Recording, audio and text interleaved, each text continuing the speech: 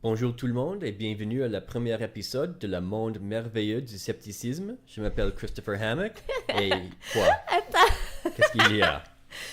premier épisode, c'est masculin et monde, c'est masculin. Ok. Donc, le premier épisode, le monde merveilleux. On recommence ça ensemble? Ok. Un, deux, trois. Bienvenue au premier premier épisode du monde merveilleux du scepticisme. Moi, c'est Isabelle Stéphane. On est un couple et on est tous les deux sceptiques. Et quand je dis sceptique, je dis pas conspirationniste. C'est pas la même chose. On croit pas que des templiers reptiliens veulent éliminer la population avec des agents toxiques vaporisés sur la planète par avion. Non, non, non, non, non. Chris, ça veut dire quoi être sceptique? Ok. Dit simplement, le scepticisme, c'est ne pas croire une affirmation sans avoir des preuves suffisantes qui la supportent. Le mot-clé est suffisant car le nombre de preuves qui suffisent dépend de l'affirmation. Si tu me dis... J'ai mangé du spaghetti pour le dîner. Ok, c'est pas spécial, alors je demanderai peu ou aucune preuve.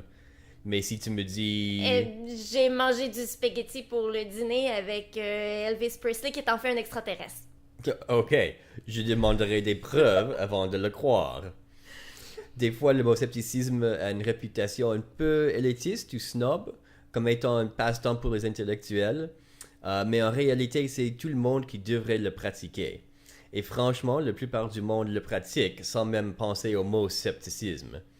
Quand on nous dit quelque chose qui semble improbable, on pose normalement des questions.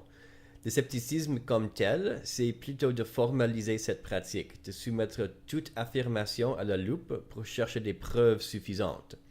On pourrait même dire que c'est l'application de la méthode scientifique dans la vie de tous les jours. À propos de ça, il y a tout un mouvement des sceptiques global. C'est des gens qui veulent promouvoir la demande de preuves pour toute affirmation qui en a besoin. Et ça inclut beaucoup d'affirmations, comme par exemple la médecine alternative, comme la Reiki ou l'homéopathie, les théories de conspiration, comme les templiers reptiliens dont tu parlais, et les pseudosciences comme l'astrologie et le tarot. Ceci dit, le sujet le plus grand des sceptiques, c'est probablement la religion, car ça a un impact énorme sur toute la société. On entend souvent des gens dire que la science c'est comme une nouvelle religion, que tu crois en la science comme tu crois en Dieu. Comment on peut leur expliquer? T'as foi en Dieu, mais t'as pas foi en la science. C'est la différence entre la croyance et la connaissance. Par définition, une connaissance est une croyance qu'on peut vérifier. Avec la science, la vérification se fait avec des expériences, des mesures et des observations. C'est comme ça qu'on transforme une croyance en connaissance. Mais avec la religion et d'autres superstitions, il n'y a aucune façon de vérifier ces croyances. Alors pour les transformer en connaissances, entre guillemets, il faut juste supposer qu'ils sont vrais. Et c'est l'acte de supposer qu'une affirmation non prouvée est vraie, c'est la foi.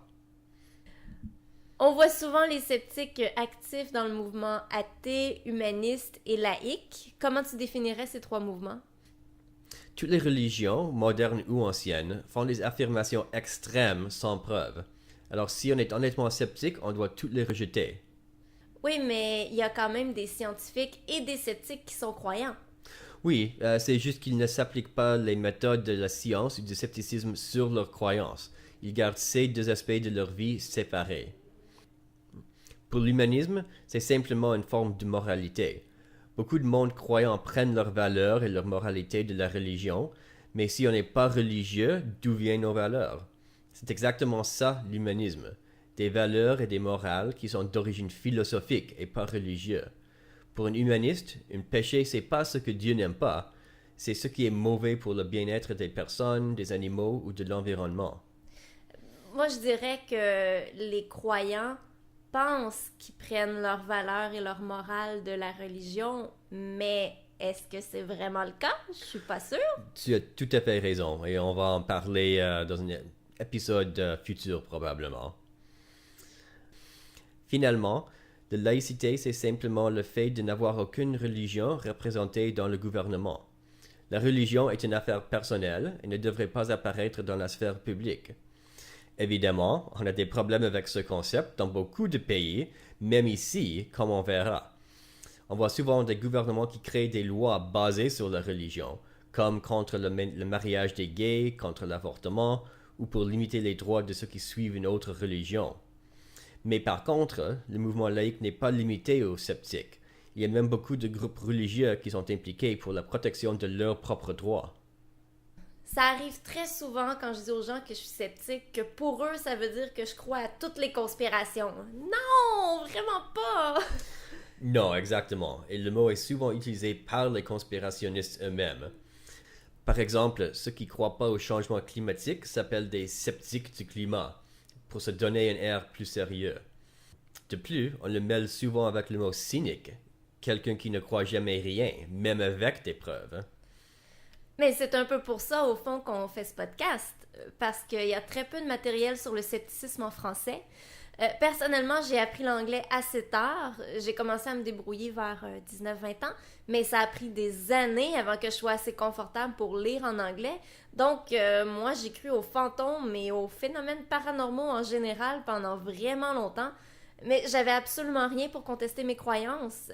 J'avais juste pris pour acquis que c'était vrai. Et principalement à cause des expériences personnelles des gens. Et ça, on en parlera dans un prochain épisode des fameuses expériences personnelles. Si vous en avez eu, je vous invite à nous les partager, soit par Facebook ou par courriel. Mais oui, donc, ce podcast, c'est pour vous aider à voir plus clair dans cet océan de bullshit sur lequel nous surfons à tous les jours. C'est une belle image, hein? Ben, un peu dégueulasse peut-être. De l'eau prude? Non. Mais c'est exactement ces sujets qu'on veut adresser avec le podcast, oui.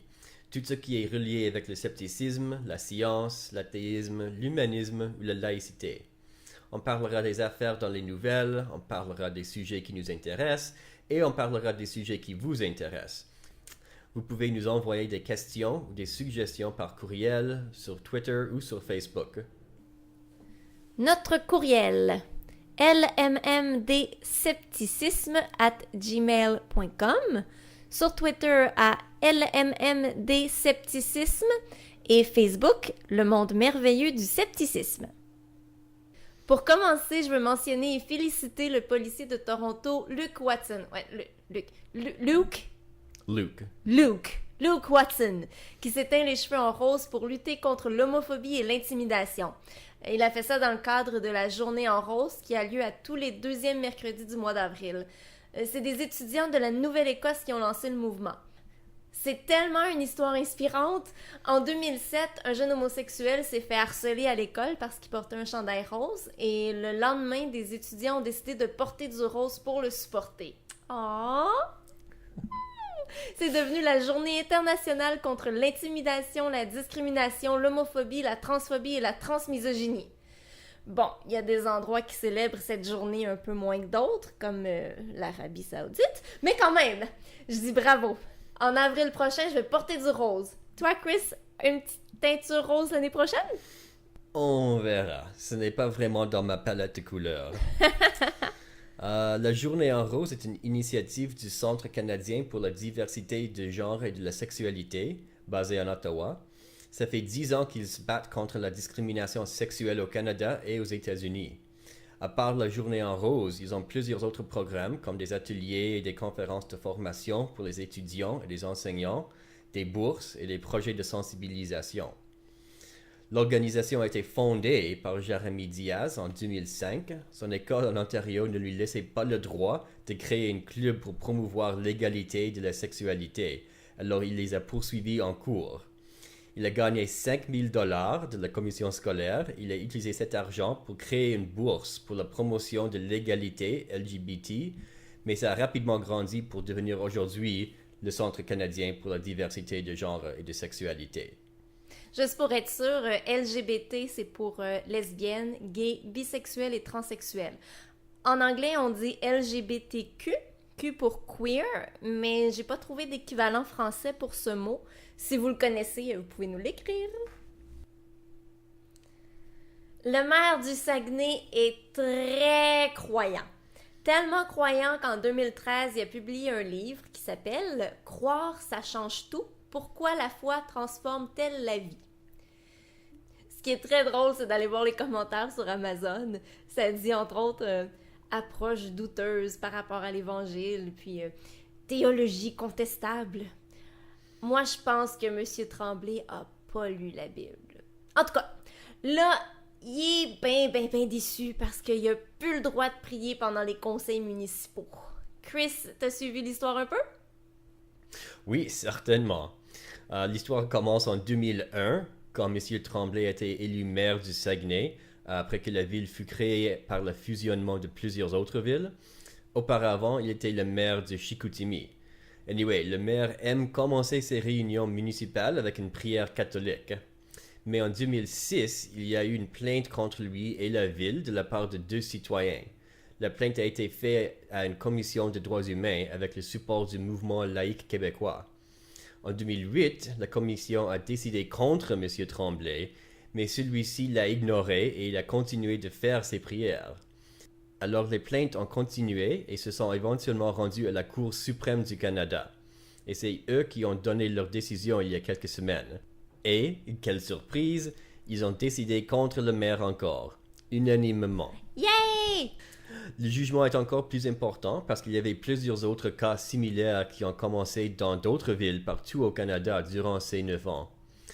Et toutes les autres attendaient le résultat de ce procès car la décision ici va servir comme précédent pour déterminer toutes les autres. Comme jugement, c'est aussi important parce qu'ici au Canada, on n'a pas de séparation officielle entre le gouvernement et la religion, comme on entend souvent aux États-Unis. Ici, dans la Charte des droits, ça dit « Chacun a la liberté fondamentale de conscience et de la religion ». Mais officiellement, on a toujours la reine anglaise comme notre chef d'État, et elle est aussi la chef de l'Église anglicaine. Alors, notre État a une affiliation religieuse. Ouais. Mais là, on a un autre d'issue. Le maire de Louisville capote. Il a dit, et je cite, « Maintenant, au Québec, on n'est plus chez nous. Le niqab et la burqa, j'espère qu'il n'y en aura pas. Il faut combattre le niqab et la burqa. » Là, lui, il s'imagine que les musulmans vont envahir le Québec. Dans une entrevue, il a dit « Le niqab et la burqa, gardez ça chez vous. » Pour lui, les gens ont le droit de pratiquer la religion qu'ils veulent, mais chez eux, dans leur maison uniquement. Là, il veut rien voir dehors. Sauf que s'il veut aucun symbole religieux dehors, ça veut aussi dire pas de croix dans le cou pour les catholiques, pas de Streimel, tu sais, le genre de chapeau poilu là, pour les juifs. Les juifs orthodoxes. Leur manteau noir, leur boudin et tout et tout. Tu peux pas juste viser les musulmans, là. Si tu dis ça, plus de symboles religieux dehors, ben, c'est pour tout le monde. Oui, le maire de Louisville, Yvon Deshaies, était un autre qui faisait des prières catholiques avant les séances du conseil. Ayant perdu le droit de faire ça, il se lance dans une nouvelle croisade contre les musulmans. Comme tu le dis, il semble penser que le charia va dominer le Québec bientôt. Il cite aussi le jugement récent en cours que les femmes musulmanes peuvent prendre leur serment de citoyenneté avec le visage couvert. Il semble voir tout ça comme une compétition entre les chrétiens et les musulmans, et que les chrétiens perdent des droits et que les musulmans gagnent des droits. Je le vois plutôt comme c'est tout le monde qui gagne la liberté de vivre comme ils veulent. Ouais. Mais est-ce qu'ils vivent vraiment comme ils veulent, les femmes musulmanes voilées? Ça, c'est un autre débat, peut-être pour un épisode futur. Oui. C'est maintenant le temps des Saintes Écritures du mois. Durant les serments, les prêtres de toute religion nous présentent normalement les Saintes Écritures inspirantes de leurs livres. Alors nous, à chaque épisode, on va vous présenter autre chose, des écritures un peu moins positives des différents livres religieux. Ça nous prendrait une musique pour ça, tu sais, quelque chose de... Non, ok. On commence cette fois avec le christianisme. On parlait d'homophobie tout à l'heure. Dans la Bible, Lévitique 20, 13, on peut y lire... Si un homme couche avec un homme comme on couche avec une femme, ils ont fait tous deux une chose abominable. Ils seront punis de mort. Leur sang retombera sur eux. Ouais, et en effet, c'est ça la source infâme de l'homophobie chrétienne. C'est repris à quelques autres endroits dans la Bible, mais celui-ci c'est le plus clair et le plus complet. L'homosexualité est un péché qui mérite la mort. C'est un des plus grands problèmes présentement pour l'Église, car le support pour les droits des gays a augmenté beaucoup ces dernières années, particulièrement parmi les jeunes. L'année passée, même le pape Francis a essayé de faire un peu de rapprochement, mais le Vatican a rapidement renversé ce message. Ouais, ça n'a pas super bien marché pour lui, hein? Non. Non. Il fait beaucoup de pas en avant et l'Église ensuite fait plusieurs pas en arrière. Ouais. Oh, pauvre pape. Pour en revenir à la citation, elle vient du Lévitique qui fait partie du Vieux Testament, et beaucoup de chrétiens disent qu'il ne s'applique plus à eux. La plus grande partie du Vieux Testament, c'est les règles que les Israélites doivent suivre pour rester bénis par Dieu.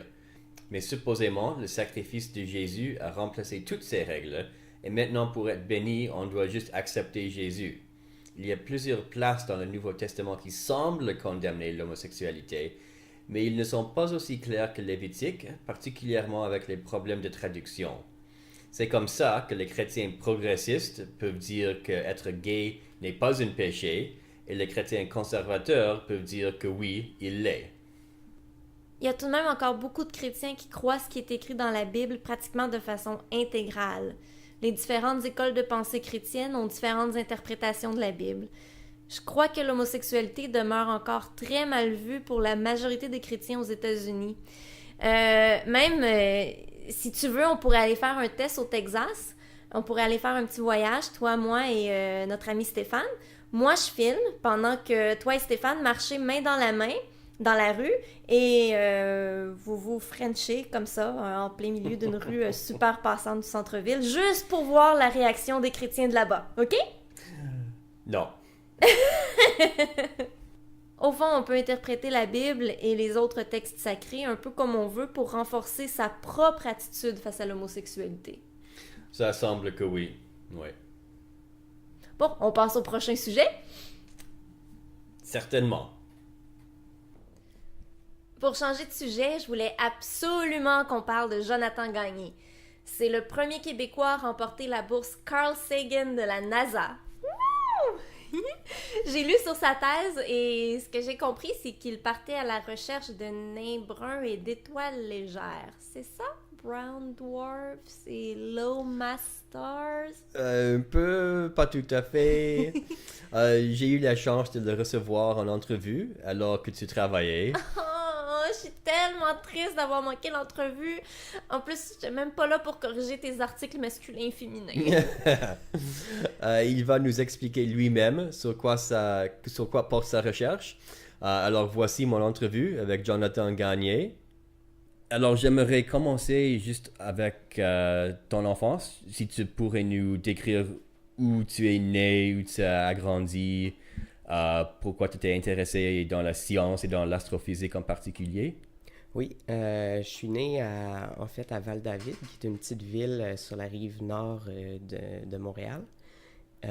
J'ai fait mes études pour commencer en sciences de la nature quand j'étais rendu au cégep. La raison qui m'a poussé à aller étudier ça, c'est surtout la curiosité de comprendre la nature et de comprendre comment les choses se passent vraiment.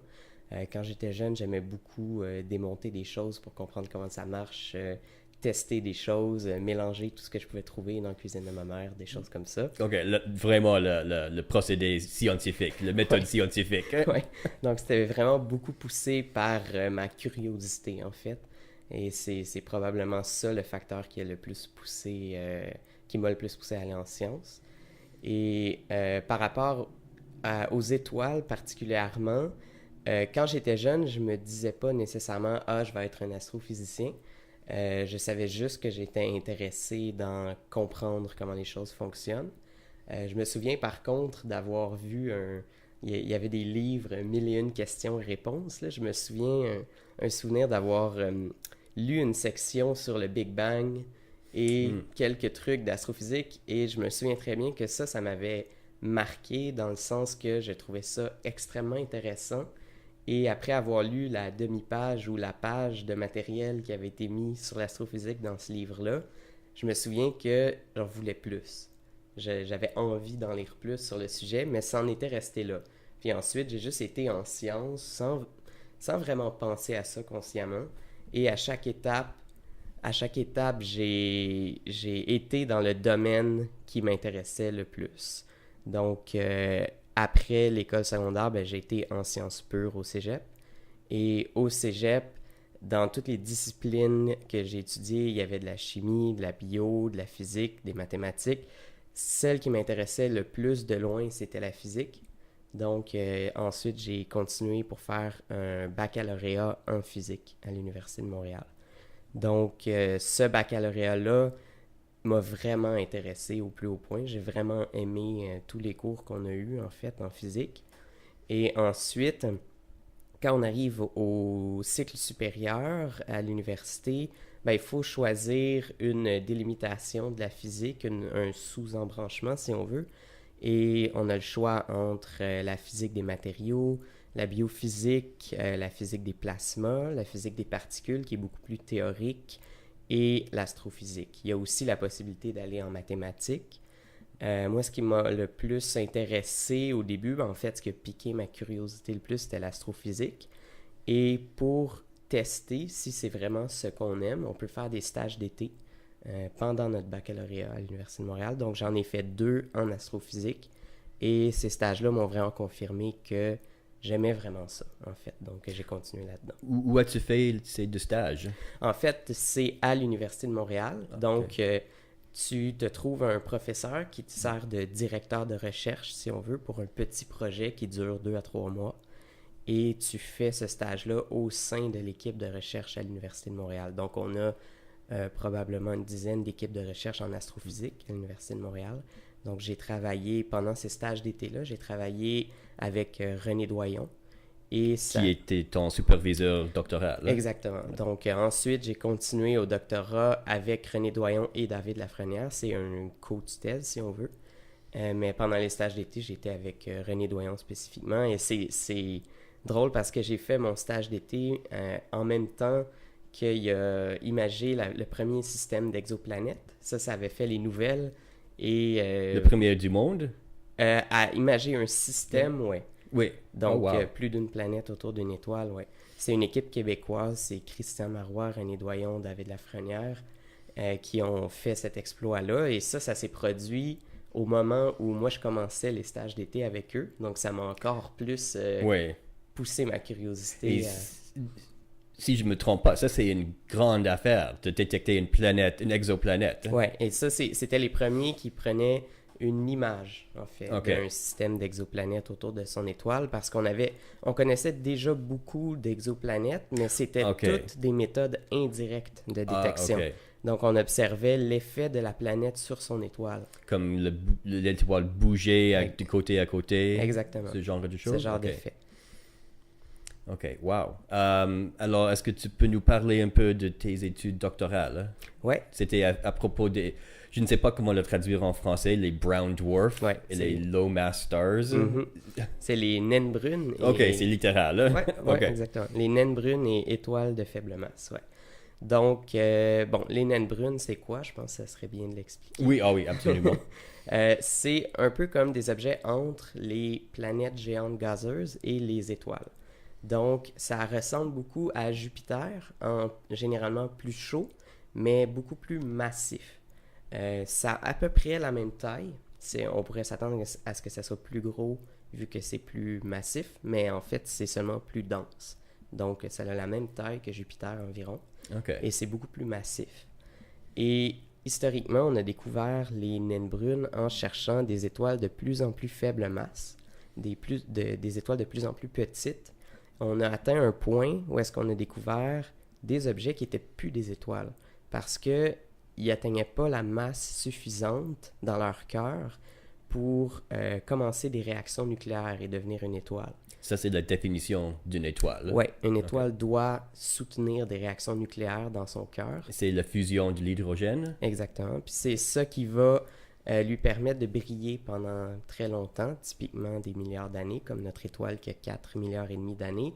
Elle a conservé un rayon très stable une température très stable, une luminosité aussi très stable dans les derniers milliards d'années. Donc, sans ces réactions nucléaires-là, ça n'aurait pas été possible. Son énergie se serait épuisée depuis. OK. Donc, les naines brunes, ça se forme comme des étoiles, mais la masse est un peu trop petite. Et à cause de ça, il n'y a pas de réaction nucléaire qui s'enclenche. Et lorsqu'ils se forment, c'est des objets qui sont chauds, mais ils vont seulement se refroidir à travers le temps en vieillissant. Étant donné qu'il n'y a aucun apport d'énergie par les réactions nucléaires, ça va seulement se refroidir et devenir de moins en moins brillant, de plus en plus froid. Le chaleur qu'ils ont, c'est l'énergie qu'ils gagnent durant le collapse d'un nuage moléculaire. Un nuage moléculaire. Ouais. Merci beaucoup. Exactement. Okay. Alors, c'est l'énergie potentielle qui se transforme en chaleur, c'est Exactement. ça? Donc, un peu comme une balle qu'on laisse tomber dans la gravité terrestre qui gagne la vitesse. Oui. Les particules du gaz gagnent la vitesse, puis ça se traduit en chaleur au moment que... Par la friction?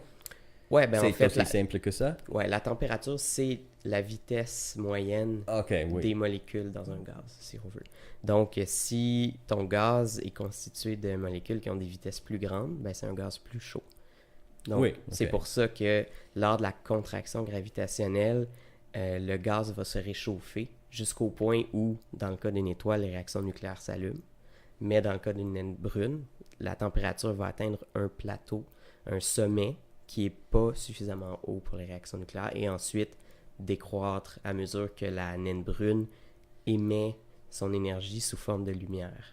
Et ça se traduit en une température qui diminue en fonction du temps. OK. Alors, j'imagine qu'ils sont difficiles à détecter. C'est ça le problème. Exactement. Donc, ça a été la difficulté majeure pour les identifier, c'est leur faible brillance, en particulier dans la lumière visible. Ils émettent la plupart de leur lumière dans l'infrarouge. Et ça, c'est dû à leur faible température. Et pour les détecter, ça a pris des détecteurs infrarouges, donc des caméras infrarouges. Puis ça c'est seulement disponible depuis quelques décennies à peine. Donc, les premiers modèles des caméras infrarouges, en fait, ça a été développé par l'armée américaine. C'était des caméras d'1 pixel. Donc, c'est pas grand-chose. Hein? Quand les astronomes ont pu mettre leurs mains sur des caméras infrarouges, en fait, les premiers, si je me souviens bien, ça a été donné en fait par l'armée américaine parce qu'ils étaient désuets. Et désuets de quelques années seulement. Mais là, les astronomes les ont utilisés pour chercher des naines brunes et étudier l'infrarouge des étoiles. Mais c'était des caméras d'1 pixel. Donc, il fallait pointer une étoile avec la caméra d'1 pixel. Oui. Et là, tu voyais sa brillance. Mais il ne fallait pas pointer à côté. Il fallait... Donc, c'est l'avènement des caméras infrarouges qui a vraiment permis de découvrir et étudier les naines brunes. Ces caméras-là sont vraiment sensibles à tout ce qui brille dans l'infrarouge. Et à la température de la pièce, à peu près tout brille dans l'infrarouge. En particulier... le ciel terrestre, ça va dépendre de où exactement dans l'infrarouge. Il y a des régions qu'on ne verra pas parce qu'elles sont opaques, mais il y a d'autres régions où est-ce qu'on peut voir. Sauf que c'est très important d'être en altitude pour faire ce genre d'études-là, pour avoir moins épais d'atmosphère et surtout dans un environnement sec parce que l'eau va émettre beaucoup dans l'infrarouge. Donc, si c'est trop humide, on ne verra pas grand-chose quand on va observer dans l'infrarouge. Donc, récemment, on a identifié des naines brunes de moins en moins massives. Et la difficulté d'aller identifier les naines brunes les moins massives, c'est le même principe. Ils vont être moins brillantes. Donc, une méthode pour trouver les moins massives possibles, c'est de cibler celles qui sont jeunes. Donc, celles qui sont encore chaudes. Et étant donné qu'elles sont plus chaudes, ils vont être plus brillantes. Donc, le fait de cibler les naines brunes jeunes va nous permettre d'aller observer des naines brunes aux masses beaucoup plus faibles. Et récemment, on a découvert des naines brunes qui avaient des masses aussi basses que, par exemple, 8 ou 10 fois la masse de Jupiter.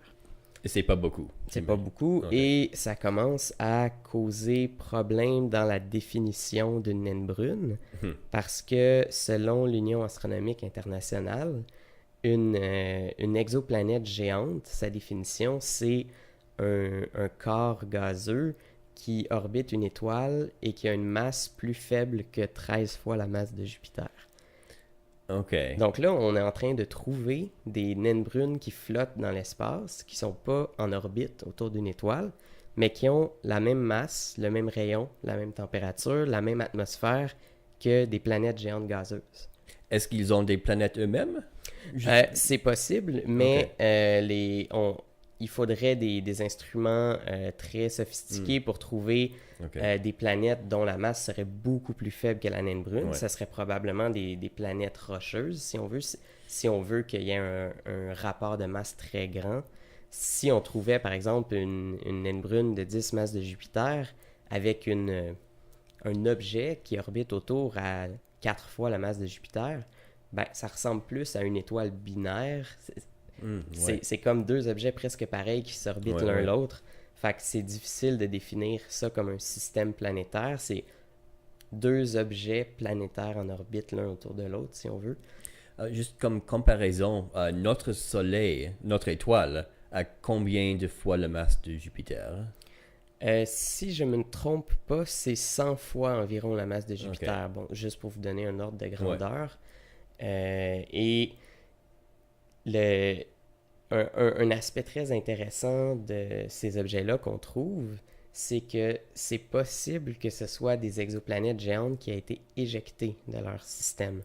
Donc, par exemple, si on avait une autre planète similaire à Jupiter dans notre système solaire au départ, quand les planètes se sont formées, c'est possible que les planètes, en se tirant l'une sur l'autre par leur gravité, en particulier les planètes plus lourdes, ils peuvent éjecter une des planètes du système. Ça, c'est quelque chose à quoi on s'attend, entre autres à cause des modèles qui se basent sur la physique pour expliquer la formation des planètes autour d'étoiles. Mais dans ces simulations-là, qui sont théoriques, mais qui suivent les lois de la physique, on observe régulièrement des exoplanètes éjectées lors de la formation. En particulier quand trop d'exoplanètes sont formées autour d'une étoile. Et donc, là, on s'attend à ce qu'il y ait des planètes éjectées qui flottent dans l'espace. Ok. Et on commence à trouver des naines brunes dont la masse est tellement faible qu'en fait, c'est peut-être des planètes éjectées. Et OK, alors ça confirme les modèles. ouais, ben, Mais ça supporte les modèles. ça supporte, mais il y a encore une question qui est ouverte. Puis c'est, par exemple, si on trouve un objet de 8 fois la masse de Jupiter qui flotte, on ne sait pas s'il a été éjecté ou s'il s'est formé à partir d'un nuage moléculaire directement, comme les naines brunes et les étoiles. Et ça, c'est une grande question qui est encore ouverte, qui va être quand même difficile à répondre. Et il y a un débat au sein des experts dans ce domaine-là sur le nom qu'on donne aux objets de 8 masses de Jupiter qu'on trouve qui flottent dans l'espace. Il y a certains qui appellent ça des Planetary Mass Objects. Il y a certains qui appellent ça des planètes flottantes, mais il y en a d'autres qui n'aiment pas ça si on dit planète flottante parce qu'on n'a pas démontré qu'ils ont été éjectés. OK. Donc, il y a quand même un grand débat à savoir qu'est-ce qui définit vraiment la différence entre les deux. Beaucoup de gens suggèrent que c'est la méthode de formation qui va différencier. Donc, il faut découvrir par quelle méthode l'objet s'est formé. Mais c'est très difficile à appliquer. C'est très difficile à mesurer. OK. Donc, c'est pas une définition qui est très pratique. D'autres suggèrent plutôt d'utiliser une définition semblable à celle de l'Union astronomique internationale et de dire, tant que c'est sous 13 fois la masse de Jupiter, on va quand même appeler ça une planète flottante. OK. Donc, il y a comme un peu deux écoles de pensée qui s'affrontent. Le nombre 13 fois, est-ce que c'est arbitraire ou est-ce qu'il y a une raison physique, comme quelque chose se fait ou se fait pas? C'est une bonne question. Il y a une raison physique. Donc, il y a un autre élément que l'hydrogène qui s'appelle le deutérium. C'est un peu comme un atome d'hydrogène. En fait, c'est un isotope. Si on ajoute un neutron à son noyau, c'est du deutérium au lieu de l'hydrogène. Ok, le deutérium, c'est ça qui est dans l'eau lourde, n'est-ce pas? C'est ce qu'on utilise dans les réacteurs nucléaires. Oui, exactement. Donc, l'eau normale, c'est composé de 2 atomes d'hydrogène et un atome d'oxygène, mais l'eau lourde, c'est composé de 2 atomes de deutérium et un atome d'oxygène. Donc, le deutérium, il y en a à l'état naturel dans l'univers, mais il y en a beaucoup moins que l'hydrogène. Mais c'est beaucoup plus facile à brûler. Ce qui fait que les naines brunes, quand ils vont se former dans leur jeune âge, ils vont brûler tout le deutérium qui les compose, mais ça ne va pas changer grand-chose à leur structure et à leur évolution. C'est pas suffisant pour maintenir une source d'énergie constante.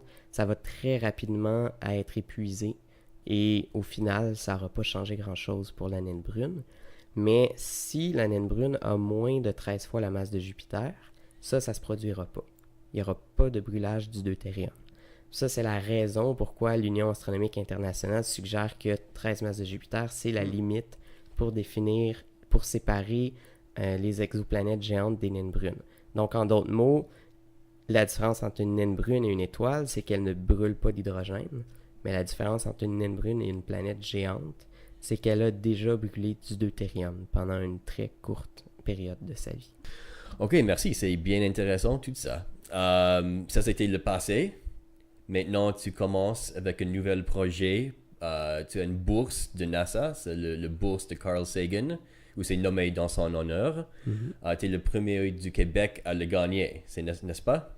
Oui, en fait, en terminant mon doctorat, j'ai appliqué pour plusieurs bourses et j'ai été décerné celle-là qui est la Carl Sagan Fellowship, qui va me permettre de faire un post-doctorat pendant 3 ans à l'Institute, au Carnegie Institute of Washington, à Washington, D.C.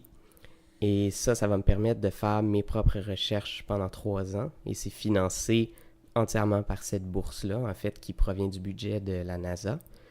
Et ça va me permettre de pousser plus loin mes recherches. Donc, pendant mon doctorat, j'ai identifié des naines brunes très légères dont la masse ressemble aux exoplanètes géantes gazeuses. Mais là, dans la suite de mon projet, je veux aller encore plus loin et identifier des naines brunes encore moins massives qui ont jusqu'à la masse de Jupiter. Et ça va nous permettre d'étudier leur atmosphère dans beaucoup plus de détails que ce qu'on peut faire avec les exoplanètes géantes gazeuses. La raison, c'est que une exoplanète en orbite de son étoile, c'est très difficile à étudier parce que la lumière de l'étoile va complètement nous aveugler et masquer la lumière de la planète. Donc, si on a une naine brune ou planète flottante, peu importe comment on l'appelle, qui est tout seul dans l'espace, ça va être beaucoup plus facile de comprendre sa composition chimique, atmosphérique, les nuages dans son atmosphère, comment ils évoluent, de quoi ils sont composés. Il y a des nuages de poussière avec des tailles de grains très différentes. C'est des atmosphères hyper complexes. Donc, ça va être super intéressant, ces objets-là, à étudier pour comprendre l'atmosphère des planètes gazeuses. OK. Une petite question. Si une planète est gazeuse, où finit l'atmosphère? Ici, pour la Terre, évidemment, on a la Terre. Et c'est là où ça arrête l'atmosphère. Mais si, comme Jupiter, c'est complètement gazeuse, n'est-ce pas? Ouais, c'est comme Jupiter. C'est sûr que à mesure qu'on creuse plus profondément au cœur de l'objet, ça devient de plus en plus dense. Et à un moment donné, ça devient solide. Mais c'est très graduel. Sauf que il n'y a pas vraiment de surface. Pour avoir une surface, il faut avoir quelque chose de clairement solide et juste au-dessus, quelque chose de gazeux ou liquide, peu importe. Mais il n'y a pas ça dans les exoplanètes géantes gazeuses, ce qui fait que, entre autres, c'est pas le meilleur endroit pour chercher la vie telle qu'on la connaît. Ouais. Mais c'est quand même des laboratoires idéaux pour comprendre l'atmosphère des exoplanètes et les procédés atmosphériques en jeu. Les exoplanètes géantes gazeuses sont très différentes des exoplanètes comme la Terre, qui sont rocheuses, par le fait qu'ils n'ont pas de surface solide. Et ça fait que c'est pas sur les exoplanètes géantes qu'on va chercher la vie spécifiquement dans le futur. ça va être plutôt sur les exoplanètes rocheuses, parce qu'on commence par chercher la vie telle qu'on la connaît. Comme ça, on sait qu'est-ce qu'on cherche au moins. On veut avoir l'eau liquide, c'est ça? Entre autres, ça c'est un des critères qu'on cherche. Donc, avoir de l'eau liquide, il faut avoir la bonne température à la surface pour que ça soit possible. Et une des façons dont on pourrait identifier la présence de la vie sur une exoplanète rocheuse, ce serait en étudiant la composition de l'atmosphère. Et pour ça, il faudrait trouver des traces, par exemple, de méthane, d'ozone, qui sont des éléments qui peuvent indiquer la présence d'une vie, soit des bactéries, des plantes ou des animaux. Mais pour ça, il faut bien connaître les procédés atmosphériques.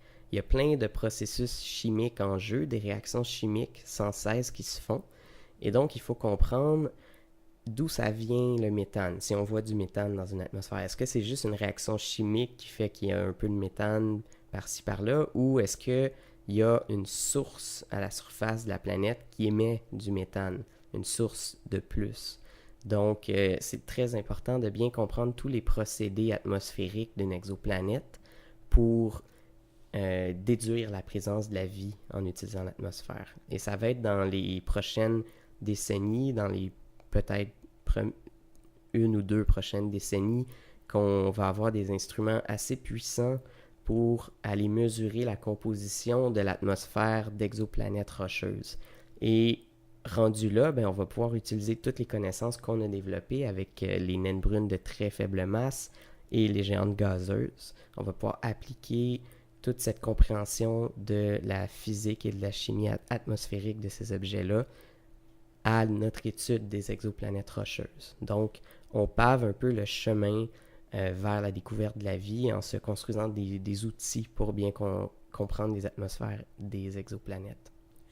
OK, parfait, c'est bien intéressant. Alors, et bonne chance dans tes études. Merci, c'est moi qui te remercie. Ça se peut que vous entendiez parler encore de d'autres Montréalais qui font ces recherches-là parce que on a un nouvel institut à l'Université de Montréal et à McGill, c'est conjoint. Donc, on a un nouvel institut de recherche sur les exoplanètes et le but à long terme, le but ultime de cet institut-là, c'est de trouver de la vie dans l'univers. Donc, ça c'est super intéressant. Ouais. Ça s'appelle comment, l'Institut? L'Institut de recherche sur les exoplanètes, IREX. OK. Fabuleux. Est-ce qu'il y a un site web où on peut diriger du monde? Oui, c'est sur le site exoplanètes.umontréal.ca. OK, parfait. Merci beaucoup. Merci à toi. Et voilà, j'espère que tout le monde comprend maintenant les différences entre les planètes géantes gazeuses, les naines brunes et les étoiles. Il y aura un examen à la fin du podcast. Non.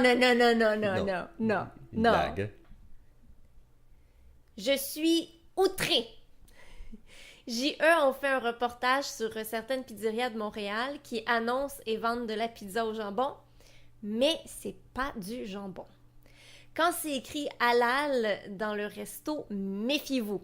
Possible que votre porc soit en fait du veau. Le mot halal veut dire ce qui est permis par la religion islamique. Les musulmans comme les juifs mangent pas de porc et pour que la viande soit halal, ils doivent trancher la gorge de l'animal d'un seul coup de couteau en disant « Au nom de Dieu ». Il paraît qu'après 6 secondes, l'animal cesse de souffrir. Je considère que ça demeure atroce et barbare. Ils faisaient ça comme ça à l'époque pour drainer le sang de l'animal plus efficacement pour que la viande soit plus hygiénique. Mais là, plus besoin de faire ça, on est en 2015. Je suis 100% pour ce qui est dit dans la Déclaration universelle des droits de l'animal. Si la mise à mort d'un animal est nécessaire, elle doit être instantanée, indolore et non génératrice d'angoisse. J'aime les animaux, bon. Donc, pas de vrai jambon dans la pizza hawaïenne et la pizza avec bacon dans certaines pizzerias halal. Donc, le jambon est remplacé par du veau. Et le problème majeur ici, c'est que si quelqu'un commande une pizza avec jambon et que la personne est allergique au veau, ça peut être vraiment grave, là. Puis, j'ai vraiment beaucoup de misère avec ça. Tu manges pas de porc, ok, mais empêche pas tes clients d'en manger, me semble. Oui, les pays de l'Ouest demandent que tout abattoir rend l'animal inconscient avant de l'abattre, comme dans la Déclaration des droits de l'animal. Le problème ici, c'est que selon les traditions musulmanes et juives, pour être halal ou kosher, il y a quelques demandes. Premièrement, l'animal doit être sain et en bonne forme. Deuxièmement, comme tu disais, l'animal doit mourir par la perte de sang après qu'une clerc tranche le cou de façon rituelle. Sinon, c'est considéré comme de la charogne.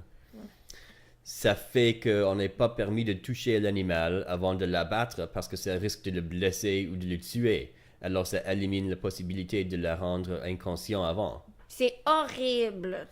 Oui, en théorie, les méthodes rituelles doivent prévenir la douleur de l'animal, en évitant les nerfs pendant qu'on tranche le cou. Mais ça demande tellement de précision et de finesse que c'est presque impossible de le faire correctement dans un abattoir industriel. Peut-être c'est possible dans un abattoir artisanal, mais la viande serait beaucoup plus chère comme résultat. Et c'est pas cette viande qu'on utilise dans des pizzerias à Montréal. Ouais. Aussi, t'as entendu parler du commis d'épicerie à Brooklyn qui voulait pas toucher au jambon et à l'alcool à cause de sa religion? Ah! Come on! Ta job, c'est de passer les articles devant ta petite machine. On te demande pas de licher les articles, là, juste de les passer puis de les mettre dans un sac. Si t'as un problème avec ça, sois pas commis dans une épicerie! Ouais, et il y avait plusieurs autres cas comme ça, ici, aux États-Unis et en Angleterre. Je ne sais même pas quoi dire. C'est pas comme si le commis touche ses produits directement. Mais non! Ils sont emballés et le commis peut même porter des gants s'il veut. Ouais, absolument. C'est vraiment pas une histoire. Je ne sais pas comment ça... comment c'est... Je ne comprends pas comment c'est un problème. Moi non plus, c'est du non-sens. On va passer au prochain sujet. L'idée fausse du mois. Pour ça aussi, ça va nous prendre une musique d'intro. Oui, définitivement. Genre... L'idée fausse qui continue de circuler et que je ne suis plus capable d'entendre, c'est la suivante. On utilise uniquement 10% de notre cerveau. Si on utilisait notre cerveau au complet, on pourrait bouger des choses à distance, lire dans les pensées des gens, on serait des super-humains, comme dans le film Lucie de Luc Besson. Non, c'est absolument faux. On utilise 100% de notre cerveau, c'est prouvé. Tu peux nous expliquer en bref d'où vient ce mythe, Chris? Oui, enfin, c'est une idée qui date de presque 100 ans et on ne sait même pas vraiment d'où ça vient exactement, mais c'est clairement faux. On peut voir ça de plusieurs façons. Des scans médicaux nous montrent que toutes les régions du cerveau sont dédiées à quelque chose. C'est vrai qu'on n'utilise pas tout le cerveau à un moment précis, mais ce n'est pas la même chose que de dire qu'on utilise uniquement une petite partie de notre cerveau.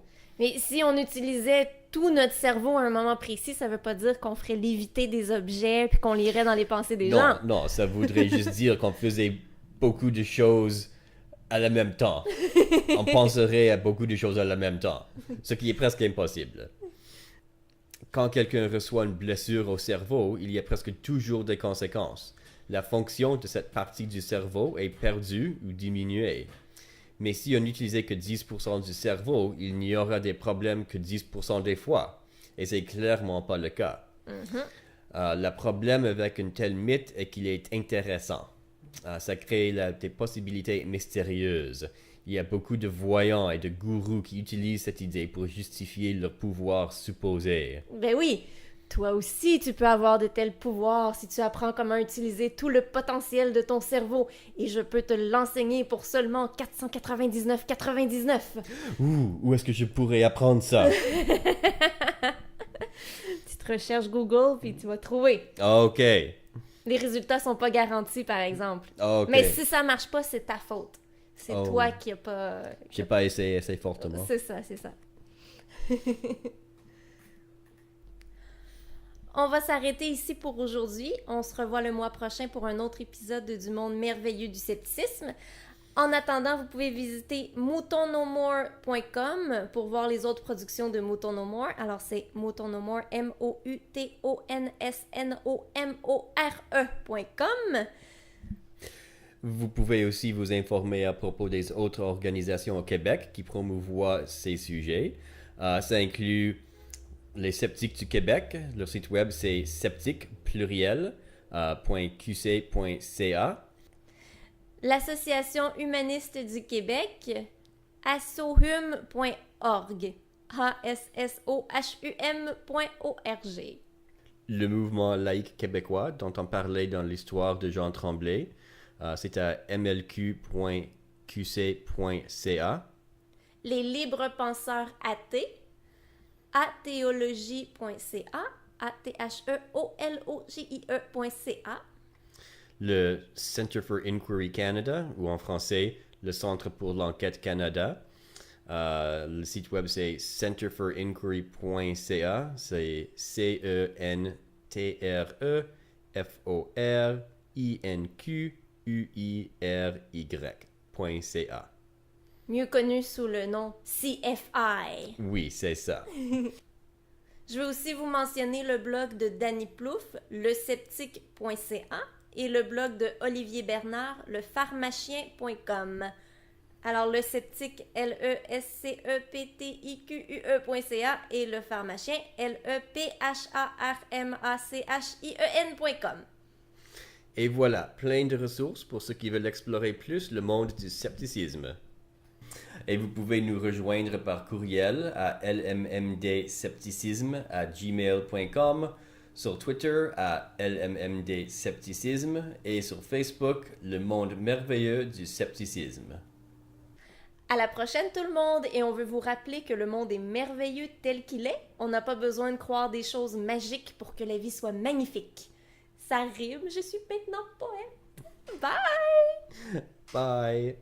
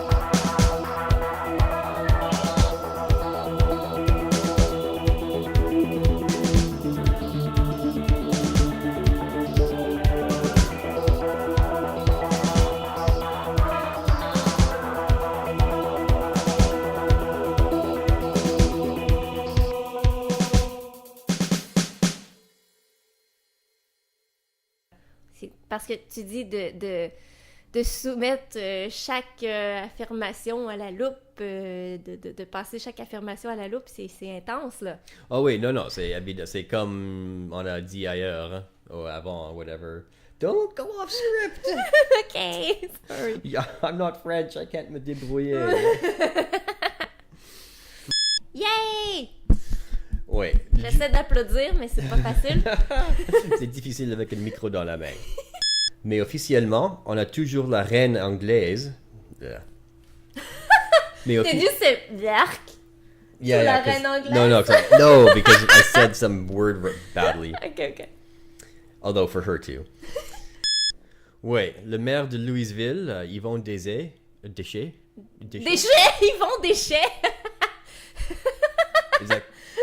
C'est pas déchets. How do you pronounce that? Des? Je pense, Yvon Des. Des? Okay. Like the hatreds? Non, mais... tu sais, une haie. C'est quoi une haie? No.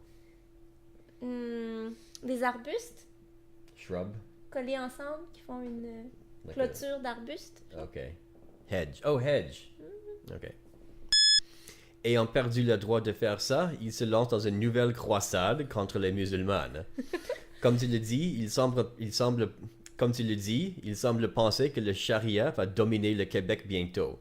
Il cite aussi le jugement récent en cours que les femmes musulmanes peuvent prendre les serments de citoyenneté avec le visage couvert. Il semble voir tout ça comme une compétition entre les chrétiens et les musulmanes, et que les chrétiens perdent des droits et que les musulmanes gagnent des droits. Attends. Mais tu dis musulmane tout le temps, mais c'est musulman. Even for a woman? Non, for une woman, c'est musulmane. Mais à chaque fois que c'est musulman... Well, ok. Les femmes musulmanes? Ouais, mais toutes les autres contre les Oh, musulmans. yeah. Okay. Okay, I corrected it. was saying musulman. Musulman, yeah. Okay. Which is... Okay. I I'll think just you do, should redo just it. do the whole paragraph. Ayant perdu le droit de faire ça, il se lance dans une nouvelle croisade contre les musulmanes. Oh, damn it. Pour les musulmans. Les I musulmans. wrote it right. Yeah, you did, Okay. but yeah. Moi, j'ai beaucoup aimé à la fin quand tu dis ah ça c'est intéressant. Comme si tout le reste de ce qu'il disait c'était pas intéressant. I think I took that out. Ok. Did it sound like that? That's what I was afraid of. That's why I took it out. Actually, I'm not sure I took it out. Ok, my last time I heard it. Okay. I'll double check. Les musulmans, comme les juifs, mangent du porc. Oh, mange pas de porc! Les musulmans et les juifs aiment beaucoup le porc, ils en mangent sans arrêt.